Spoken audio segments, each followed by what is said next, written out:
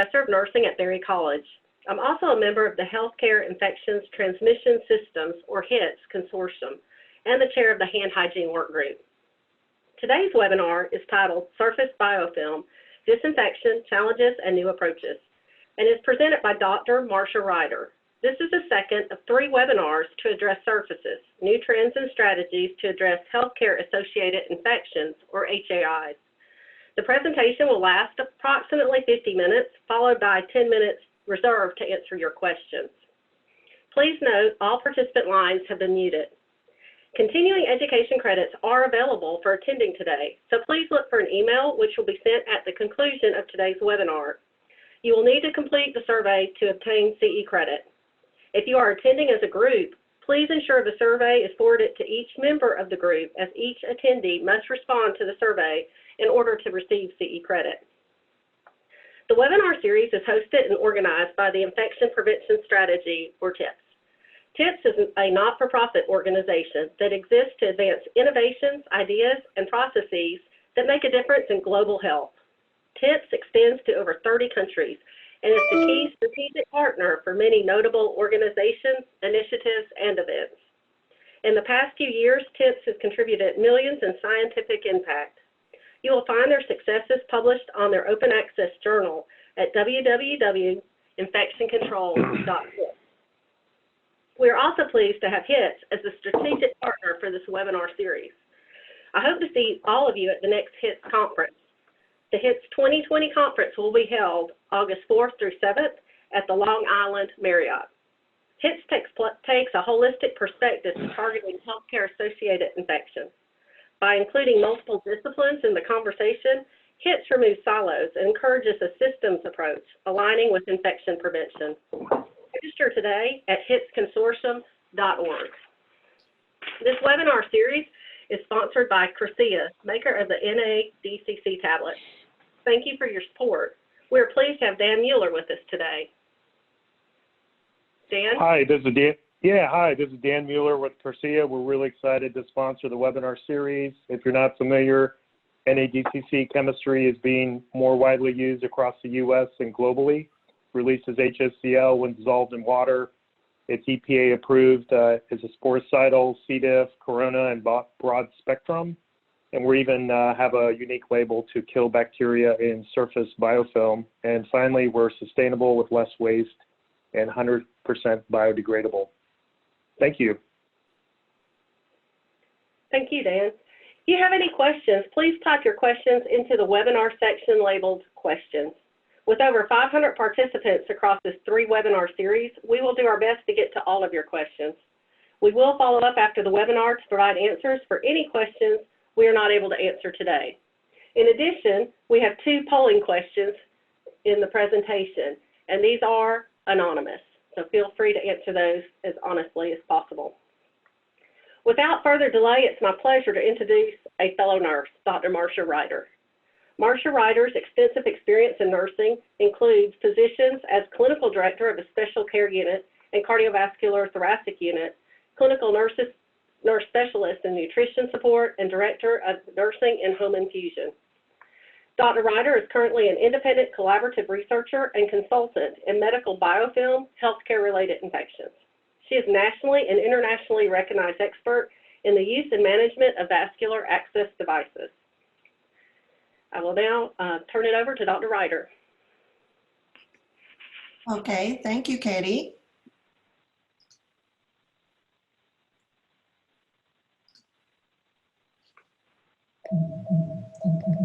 It looks like we missed a slide. Well, we'll start here. Well, thank you, Katie. And a big thanks to Marcia for this invitation and our host to take a close look at hospital biofilms. So in order to understand how, why, and where we are today, let's go back to the beginning and take a look at over time. We know that about 3.6 billion years ago, the first microorganisms appeared on this planet. And about 3 billion years ago, the first dinosaurs. Well, we've gone a tremendous way in that 3 billion years to get from a unicellular organism to a mega multi-million organism in a large animal. But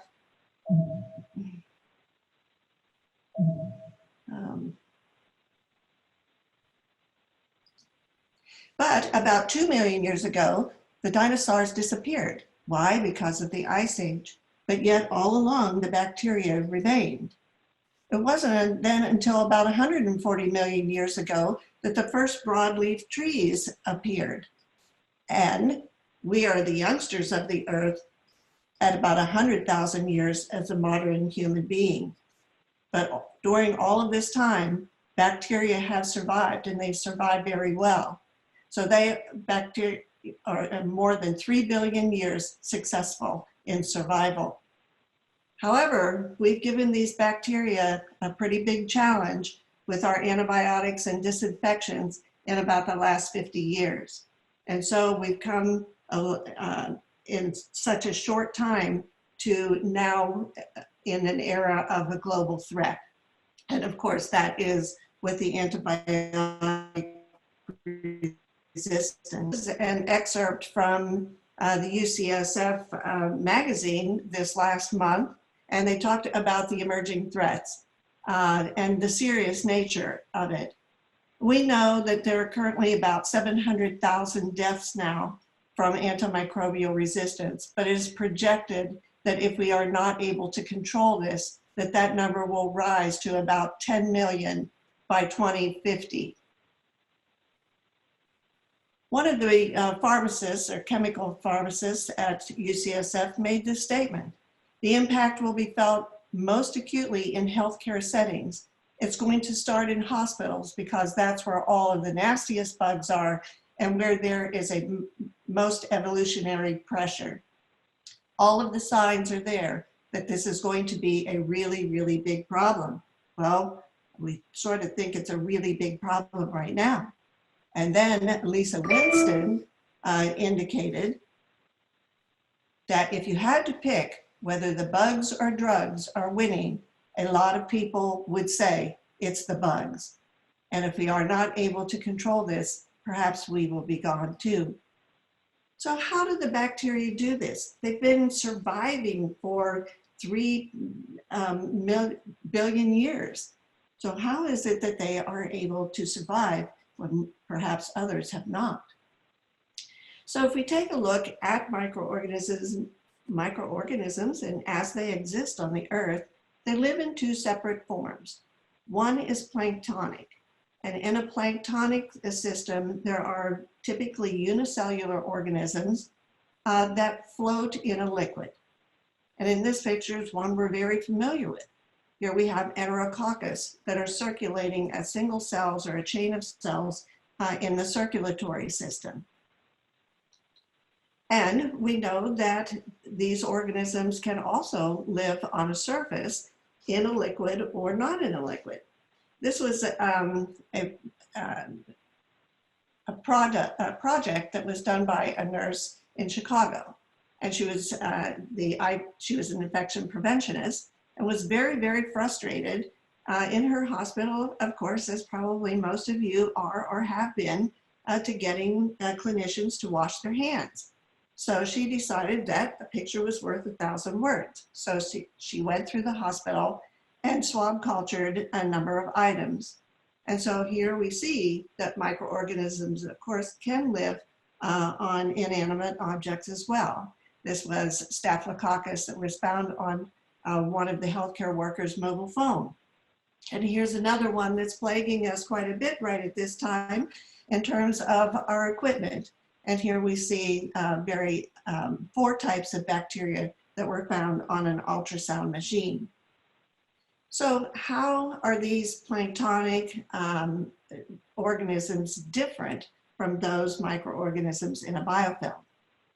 Well, this is probably the best picture that I can show you of a real-time biofilm. This is a medical device of sorts.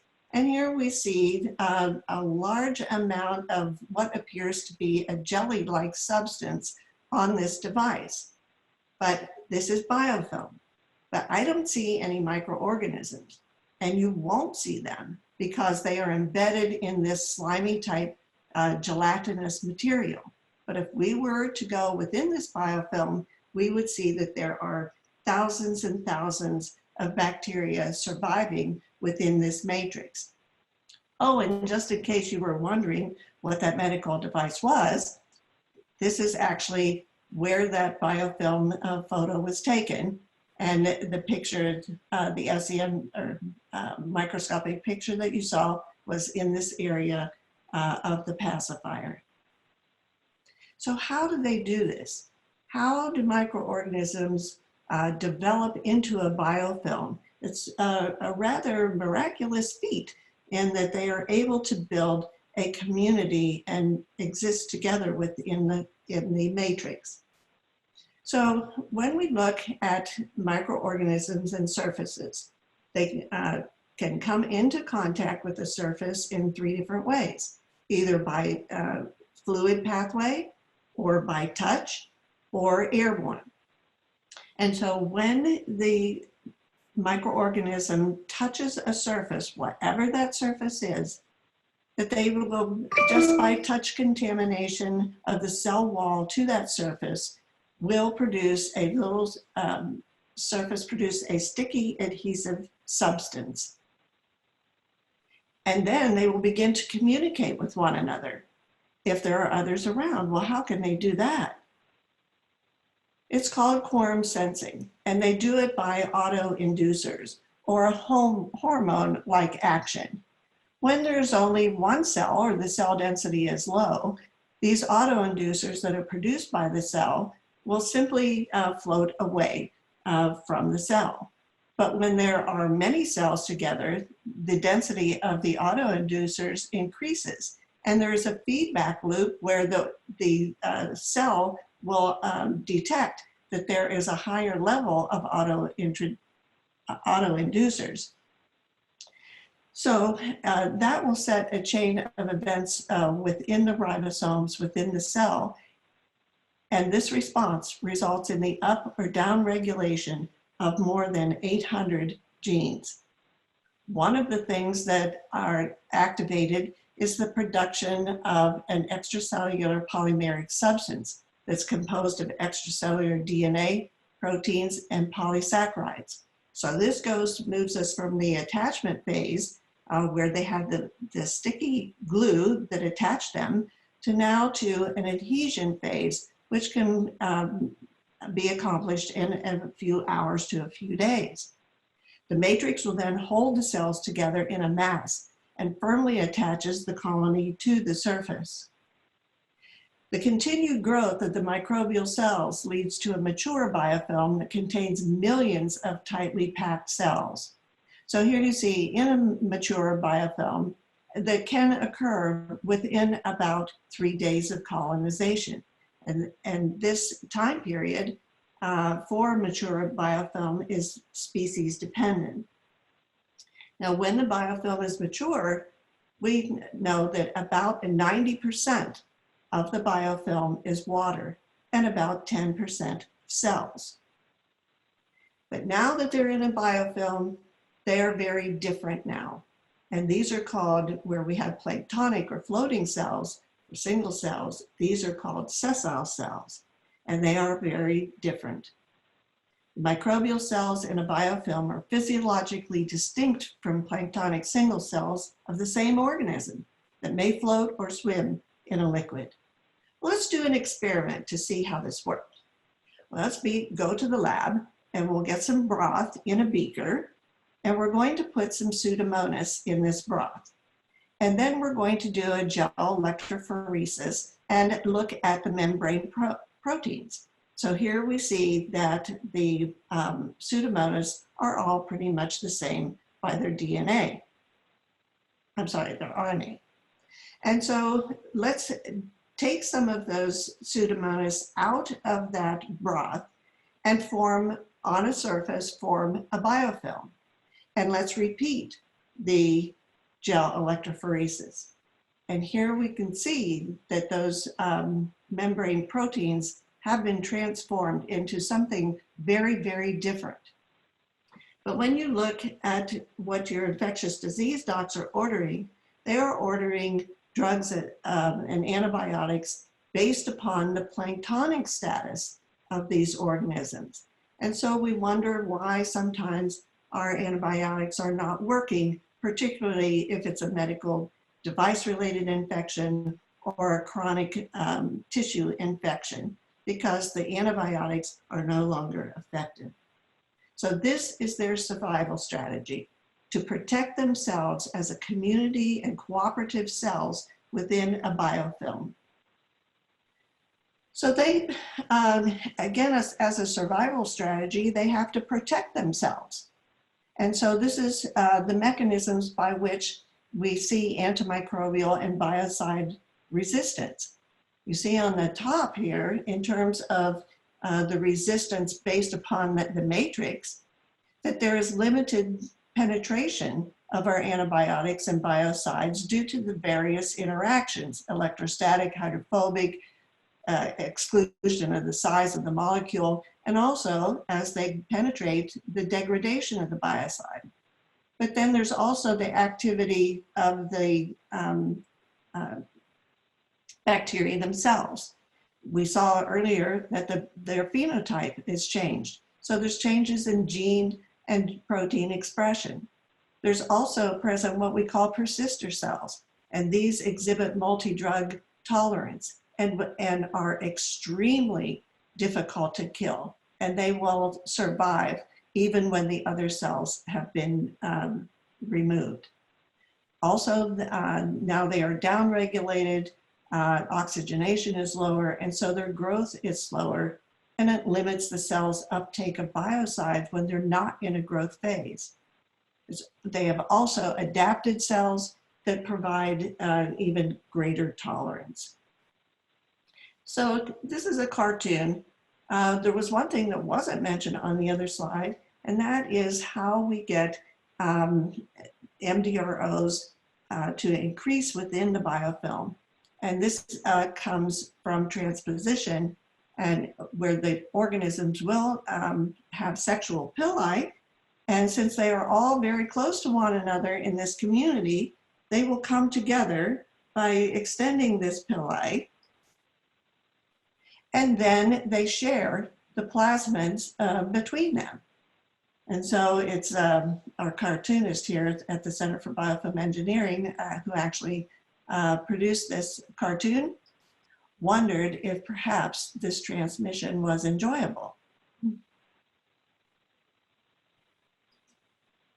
So here is a TSM micrograph photo looking at a catheter-related biofilm. And here on the right, you see is the lumen of the catheter. And then we see the biofilm being established on the wall of the catheter. And looking inside here, we see that there are cells that are in the process of plasmid exchange because they are so close to one another so that it's very easy for them to share. So here we are in 2020. What have we learned about how biofilms exist in healthcare? Well, there are three different types. One is a wet biofilm, and these are typically formed in flow systems. So in our hospitals, that could be the showers, the sinks, the water pipes, etc.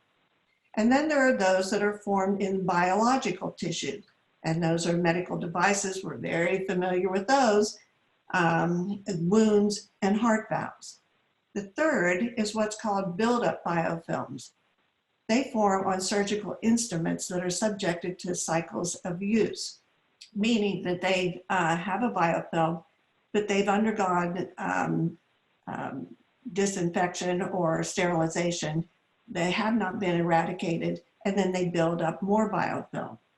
These are also very similar to the fourth type. I said three, there's actually four. And these are biofilms that are formed on dry surfaces, such as bed rails, countertops, IV poles, curtains, needless connectors, any of our medical equipment, or even the floors. So what is different about the hydrated biofilm and the dry surface biofilms? Well, here we kind of already walked through the formation that I showed you was in a fluid system. And here we can see that the biofilms can become very large and become very thick. But in a surface biofilm, they often undergo periods of wet and periods of dry. And it's during the, and we also said that 90% of the biofilm is water. But when they become desiccated or during the dry phase, then some of this evaporates. However, it remains very stable for very, very long periods of time. So and that was a very short course in biofilm, but I think the important points were there for us to be able to apply to our everyday practice. We know that biofilms are very complex and dynamic structures. They're profoundly different from cells that are not in a biofilm. They're resistant to host defenses. They rapidly increase antimicrobial resistance with the biofilm. They're resistant to antibiotics, antiseptics, and disinfectants. They can release large numbers of cells. They're strongly adherent to the surface, and they can survive for very long periods of time. So today we're going to do a little bit of maybe like a journal club, where we're going to start with where we really began to understand biofilms and how they function in the environmental system and why they're so important to us. So here we started at 2006. What did we know then? Well, we began to understand for work as far back as 1982 that's listed here. And in this paper in 2006, I kind of put together all of the history of the data that we know about the survival times of different bacteria. And you can see that they can survive from hours to months to even years in these biofilms. So in 2008 then, we started to recognize that the environment really did have something very important, important role in terms of transmission of disease. And in this paper by Dancer et al., started to recognize that the environment was particularly important for MRSA and why hospital cleaning might be important. But at that time, we had a debate in terms of hospital-acquired infection and hospital cleaning. We recognized then and stated there was no evidence that cleaning has ever been regarded as evidence-based science, that aesthetic considerations make cleaning difficult to assess, that there was no way to measure the cleaning process or its impact on the environment, confounded by all the different types of materials and surfaces, and very importantly, we can't see the microorganisms, and so therefore they don't seem to exist. And also it costs a lot of money in terms of resources and supplies to do all of this cleaning. And therefore cleaning, at least then, was always taken for granted. So let's go back then and ask the question, well, how do we know that surface contaminating microorganisms form biofilms? So we'll walk through now some of the science that has evolved since somewhat the beginning here with at least work looking at biofilms and disinfection. So we'll start here in 2012. This is a group out of Australia, was led by Dr. Vickery. And this was one of the original works that they did, looking at the presence of biofilm containing viable multi-resistant organisms despite their cleaning. And they started in the intensive care unit. So the purpose of their study was to establish whether reservoirs of multi-resistant organisms exist in the environment as biofilms. So they did a terminal cleaning, took the equipment and furnishings out of a room aseptically in the ICU, and then they cultured them. So the samples that were sonicated and plated or prepared for SEM. Now, I want to step back here on this issue of the sonication. Why did they sonicate? Typically when we do a surface, we just take a swab and we put it on an agar plate and see what it grows. But biofilm doesn't do that. You have to extract the cells from the gelatinous material. And so in the laboratory, in order to understand how many bacteria or what bacteria are in the biofilm, we have to sonicate them and vortex to literally shake them out of the biofilm. So this is a specific way in which biofilms are evaluated in terms of culturing. So let's see what they found. But before we do that, I want to ask you a question.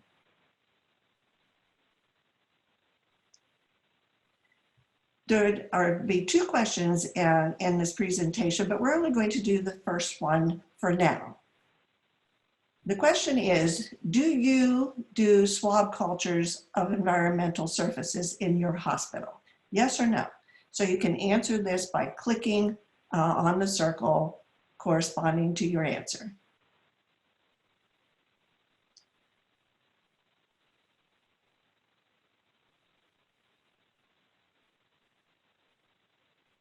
Give it 30 seconds and then we will see the results.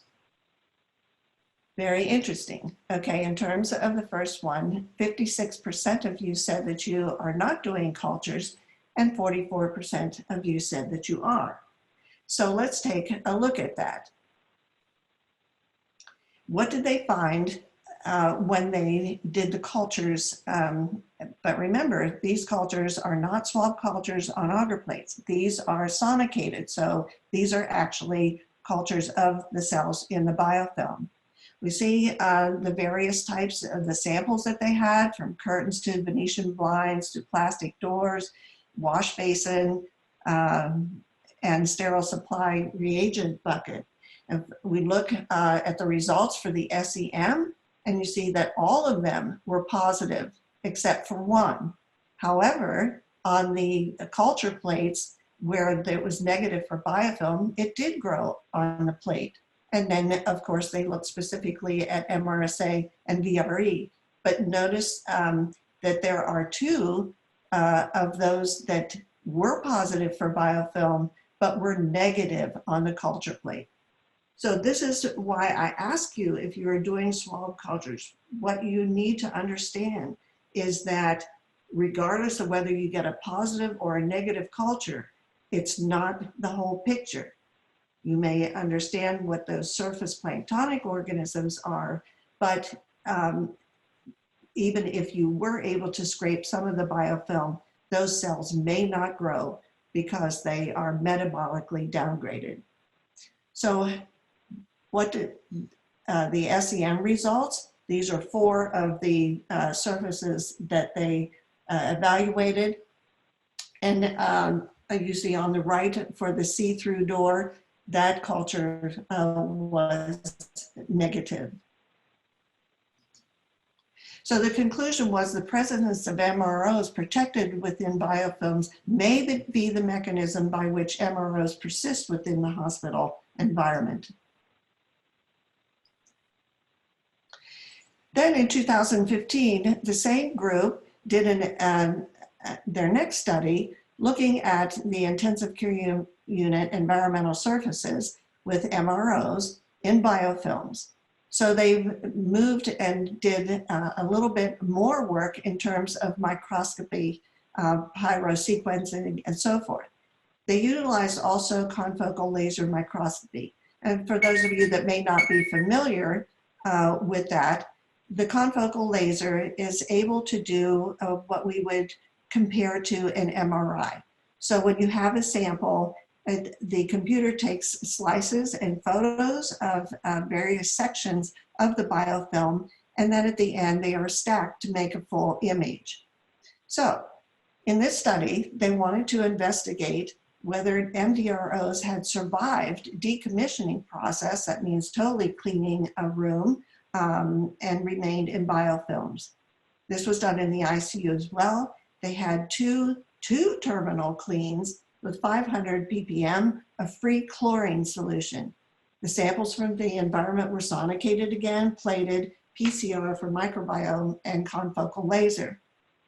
So the results were that MDROs were cultured from 52% of the samples that they took, and 50% of them were positive for Staph aureus. Here is the SEM photos, and we see the various materials that they examined, from a privacy curtain all the way to a paper clip, and we see very extensive biofilm growth here.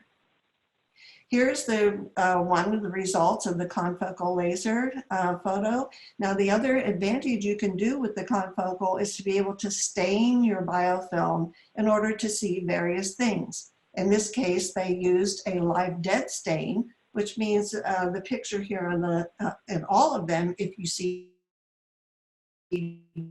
green, it means and so the other issue, they may be in a biofilm on a surface, but who knows if they're living? Maybe they're dead. In this particular picture, we see that they were quite alive in both of these samples. The biofilm was demonstrated in 93% of the samples by confocal or by SEM. The biofilms were polymicrobial and contained species with MDROs strains. The conclusion of their study was that DSBs, or dry surface biofilms, containing MDROs are found in ICU surfaces, and despite the terminal cleaning of chlorine solution. Bad news. Moving on to 2018, this is another investigative group that's done some very nice work. It's led by Dr. Ledwalk in the UK. And look at their title, Beware Biofilm, dry biofilms containing bacterial pathogens on multiple healthcare surfaces, a multi-center study. So what we've looked at so far was pretty much isolated to results in the intensive care unit, but they wanted to look elsewhere. So they investigated the occurrence, prevalence, and diversity of DSB on hospital surfaces. So they took 61 terminally cleaned items and analyzed them from 3 different hospitals in the UK. And here you can see some examples of the items that they examined. Biofilms were detected by culture-based methods, the sonication and so forth that we described, SEM, and now ribosomal PCR. This is a very busy picture, but this is looking at the percentage of samples and the different species, and these were detected by DNA. So again, these are multi-species DSBs, and they were recovered for 95% of the samples, and 58% of them were MRSA. Here is the SEM photos, and they colorized the biofilm here so that you could see them easily. And you see these are patient folders on the top, patient chair, and a keyboard key. The results, or the conclusion was that the role of DSB in spreading HAIs may be grossly underestimated. 2018, back to Dr. Vickery's group from Australia.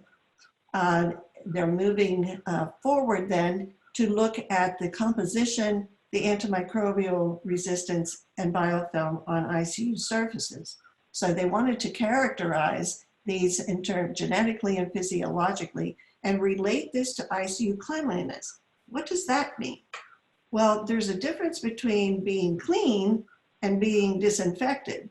So they wanted to understand basically, you know, if a room is dirty, are the biofilms within this dirt or organic soiling, or are they just there by themselves, or how do they relate? So in order to do this one, they did patient rooms that included floors, sampling of floors and surfaces that were sanitized by cleaners, and equipment that was disinfected with chlorine solution, and in Australia that was a Precept 5-gram tablet. So to understand in terms of the cleanliness or the organic soil and the relationship with biofilm, they used ATP measurements of 95 high-touch objects. And they looked for biofilms in different ways here. Again, biological cultures, PCR, DNA sequencing, CLSM, and SEM. They're not going to hide from us now. So first, the soiling. When they did this measure, it's measured in relative light units. So looking at the dots, if they were between 20 and 200 light units, that was considered to be a low contamination. But anything greater than 200 or particularly 400 was very high level contamination. So 61% of the ICU surfaces were highly contaminated by biological soil, even after cleaning. And they found that there was no relationship between the level of soiling and the bacterial load. Now, here are some of the items that they examined. And on the left here, you see the location. They looked at adult units, they looked at pediatrics, and as well as nurses' stations. So the items, I just want you to take a look at some of the items that they looked at. We saw other kinds of surfaces like mattresses and patient folders and phone keys, but now they did a bit more extensive. Going down the list here, look at the other items. The IV pump, a glove box, stethoscope, IV device top, calculator, clipboard, etc. And then the isolates that they recovered from these items that are in every patient's room. So the results were that the surface swabs were culture positive from 75% of the swabs that they did. And 22.5% of these contain MDROs. However, when they used SEM and confocal, all of them had evidence of bacterial contamination. So back to our point of, if you do surface swabs for checks in your institution and they come out negative, that doesn't mean that there isn't biofilm there. And here is the confocal laser, and again, green means they are alive.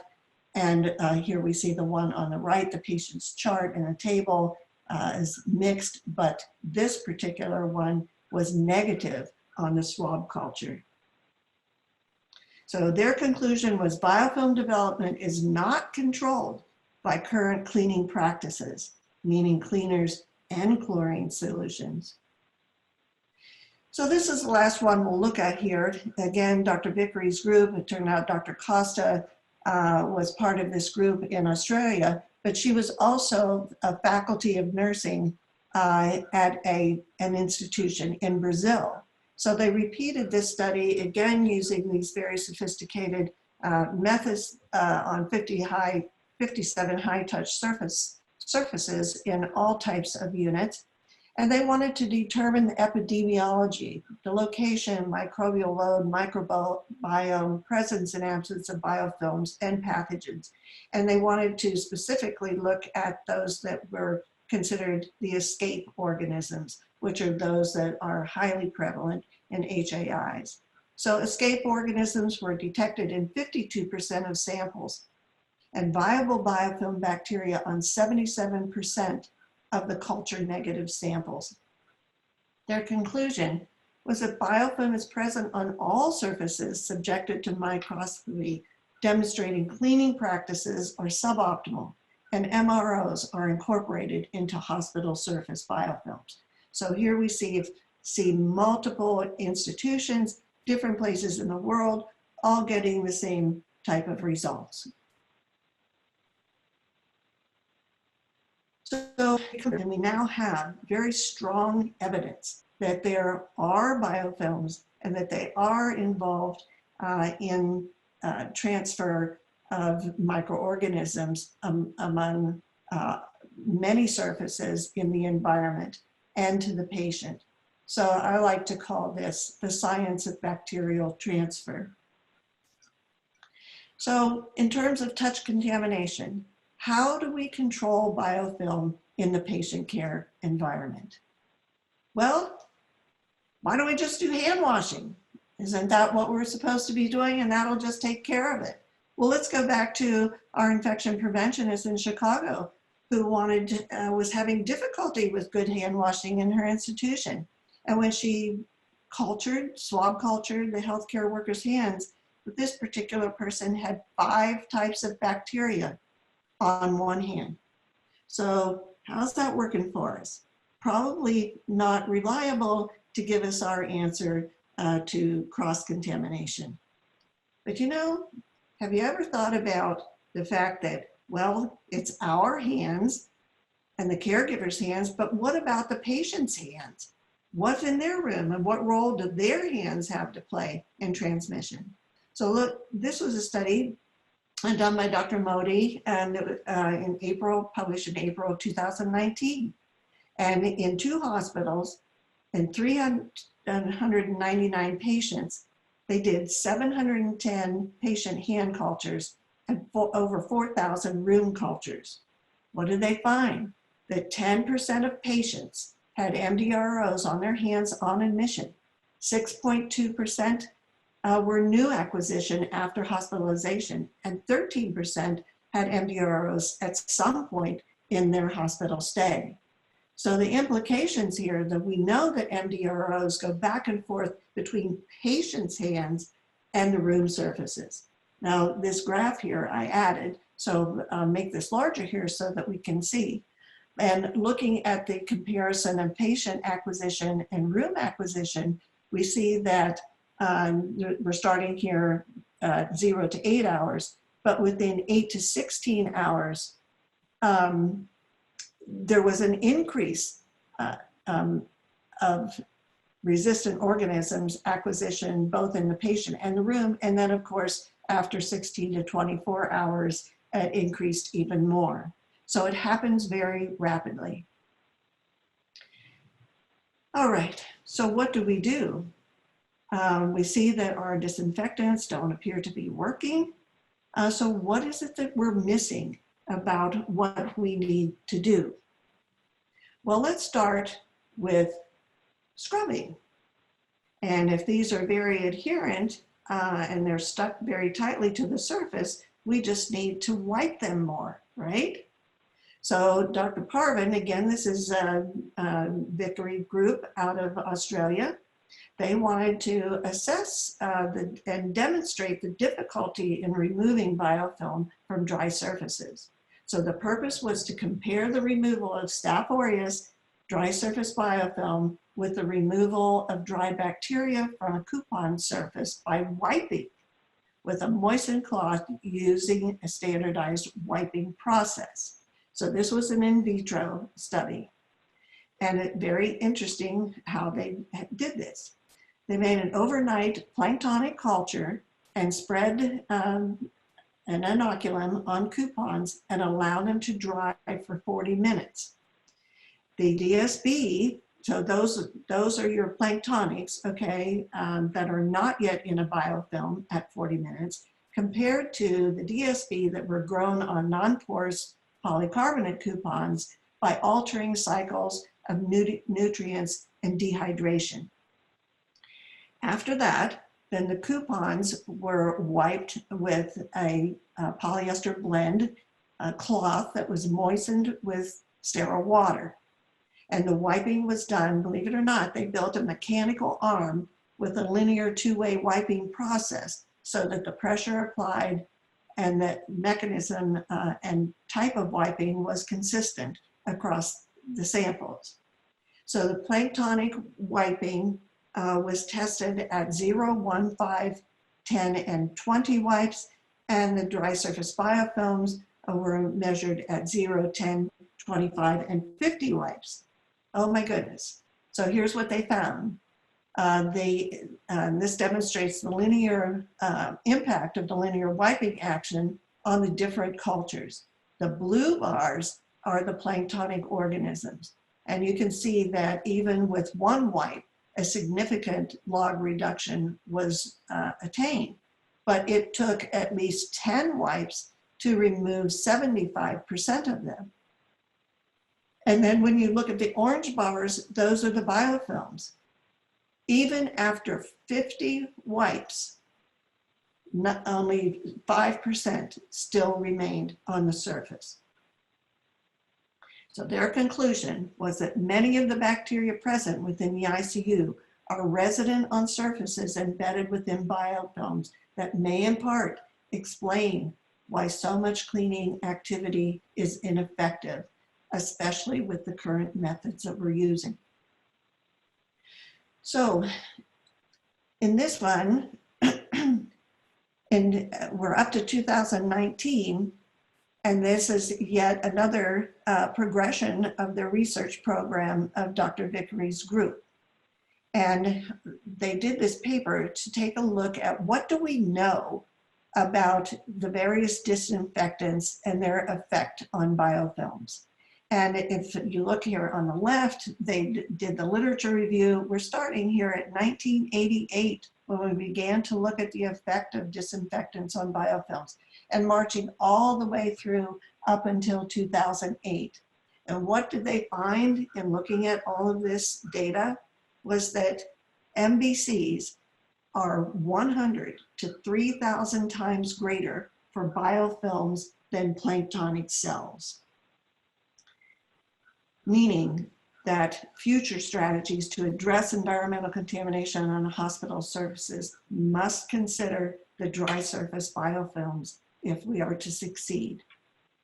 So in 2020, already in January, there have been 3 papers that I were able to find that are looking at new and different ways to eradicate dry surface biofilms. But the problem with these is that none of them, even though they look like very promising technologies, did not evaluate the efficacy of these on biofilms. So they may look good with the techniques they use, but we really don't know the full efficacy. Well, is it really possible to have a disinfectant then that can eradicate biofilm? And to address that, the EPA, in conjunction with the very extensive work done at the Center for Biofilm Engineering in Montana, at Montana State in Bozeman, Montana, and they published this guideline in 2017. And it's a guidance for testing the efficacy of antimicrobial products against biofilms on hard, non-porous surfaces.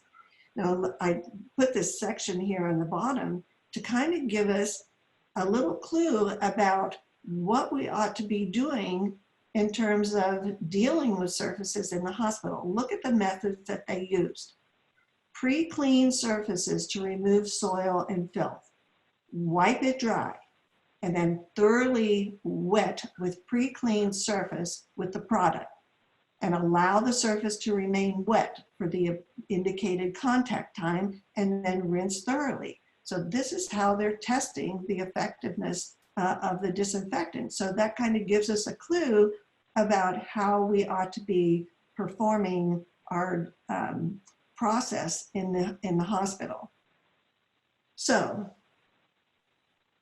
there is only one product now who has been able to achieve a biofilm eradication claim through the EPA, and that is the sodium dichloroisocyanurate, I hope I pronounced that right, or hypochlorous acid when it's mixed with water. And here's the data that was achieved through the testing with this EPA and CBE methods. So there's one last study to look at here. That's where we are as of 2017 and today in terms of our disinfectants. But the British group, or the UK group, went on to look at a few more thoughts about these biofilms. They wanted to measure several criteria that were predictive of product efficacy. Now, mind you, you saw the criteria for the EPA classification, Those are strictly on biofilms after they have been removed. So we have the three other things that we're looking at. The reduction of viability, bacterial activity are removed from the surface, which is what we have already looked at. The transferability of bacteria post-wiping. So even if we clean it, what if we don't get all of the biofilm cells? Then can those, if we touch those, can they be transferred? And then the third was DSB regrowth, indicating the frequency of application. So if we didn't kill them, will they just stay that way, or are they going to regrow back into a full biofilm? They did two different methods. They did Staph aureus again, and the DSBs were developed on clean, and then they were developed on coupons that had an organic load with bovine serum albumin. And then they were wiped for 10 seconds with this machine, and the cloth saturated now with sodium hypochlorite, 1,000 ppm. And here's the results. You see from the clean photos on the top and the organic load on the bottom, the actual count were very similar. So the organic material did not increase the rate of growth nor decrease it. And then again, looking at the confocal laser, we see the clean and the evolution of the biofilm over a 12-day period, and also with the organic load. So here's the point of the important points of looking at this type of work. First, in terms of the disinfectant that was used, that the log reduction was higher in the clean biofilms when it wasn't mixed with organic soiling, and that when they are in organic soiling, they are much more likely to be transferred, and that the regrowth will occur more likely in the non-organic load biofilms. So these are very, very important implications, and they propose that the efficacy testing of disinfectants moving forward would be able to look at additional parameters than just the effect of disinfectants on a clean biofilm. So we need to test them in the presence of organic soiling, log reduction measures, the transferability to other surface, and also regrowth after disinfection. Now I want to do one more polling question where our time is concluding. If we could have that question. The second one, how often do you replace the patient's bath basins?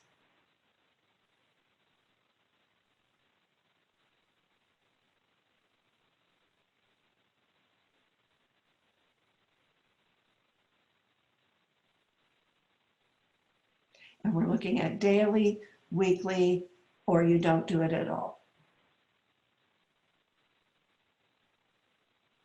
So if we have the answers, okay. 55% of you are doing it daily, but 45% of you don't replace them at all. Very interesting. So why do I ask that question? Well, this was a little experiment that I did when I was working at the Biofilm Institute at the University of Southern California. And I would go and collect items from the critical care units. And so one day I pulled some bath basins, and you can see the photo there. It just looks dirty. It looks like it needs to be washed out. But when we cut a section of it out and looked at it under the microscope, of course, we could see that there were very extensive biofilms that simply looked like soiling. So again, this is something that we really need to pay attention to in regards to all of the items that we use. This is one that's easily fixable, but often it is not so easy. So with that, then we'll conclude the presentation. And this was actually a cartoon that was produced by Dr. Bill Costerton, who's sort of known as the father of biofilms. And he is actually the scientist, microbiologist that gave biofilm its name.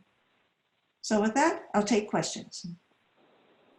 Well, thank you, Dr. Ryder, for this excellent and very informative presentation. We have received several questions, so let's get started. Okay. The first question is from Constance, who said, thanks for the biofilm information. Are they resistant to hand hygiene, either soap and water or alcohol sanitizers? Since we don't live in a sterile world, using hand hygiene after touching anything potentially contaminated should be emphasized. Yes, indeed. And this is, of course, why when we do have good hand washing programs that we do see a reduction in HAIs. But yes, you will never, they do live in biofilms on our skin as well.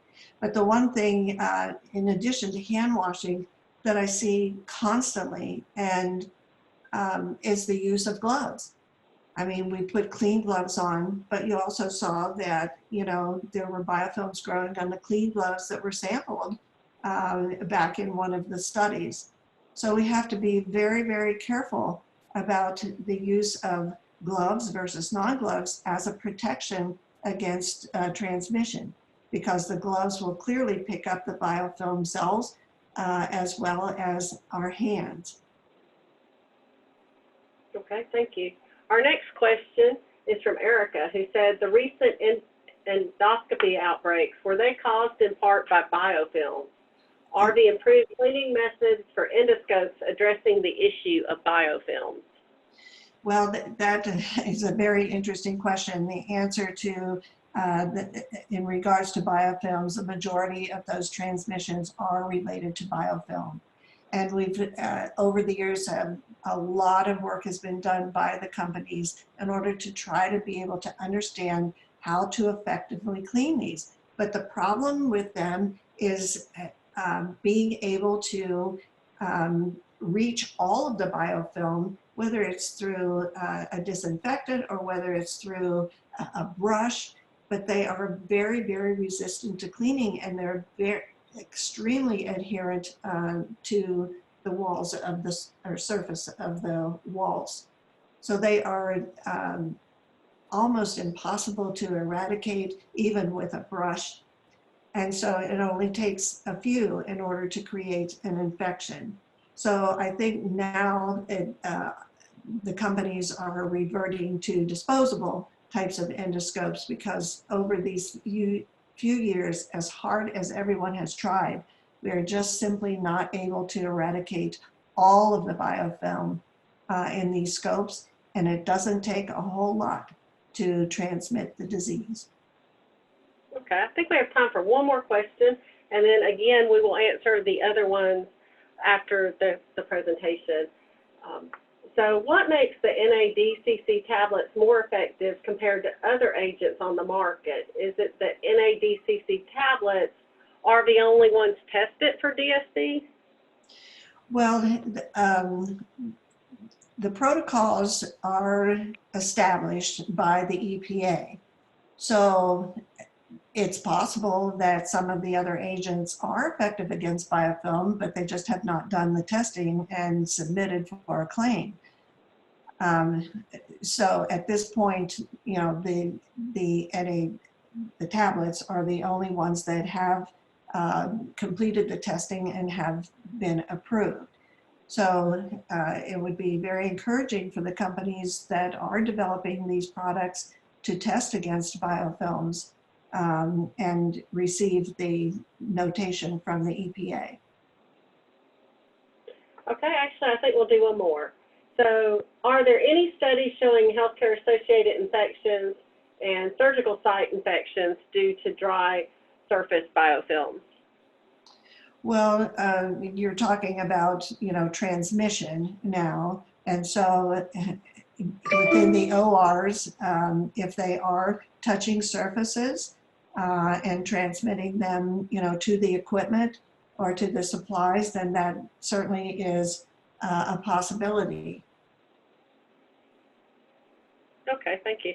And I was curious, maybe we should clarify if in the future with our bath basin question, how many are not using bath basins at all anymore? So perhaps if they're not replacing them, is it because they're not using them at all? So It'll be a thing to explore in the future. Yes. Well, I want to thank everyone again for attending, and for those interested in CE credit, don't forget to complete the survey by clicking in the link on the email that you'll receive shortly from Michael Diamond. Our final webinar in the series will be February 12th, and I hope to see you then. Thank you, everyone. Thank you.